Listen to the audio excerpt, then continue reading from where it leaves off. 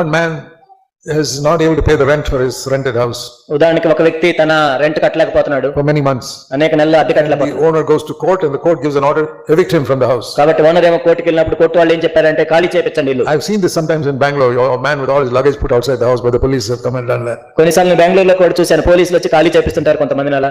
So supposing a man gets an order like that, ఉదాహరణకి ఒక వ్యక్తికి అలాంటి ఆర్డర్ వచ్చింది, by tomorrow morning you vacate this house or all your things will be thrown out. కాబట్టి రేపు ఉదయం కల్లా ఇది ఖాళీ చేయాలి, లేకపోతే ఈ సామాన్లు బయటేసేస్తాం. He will not sleep that night.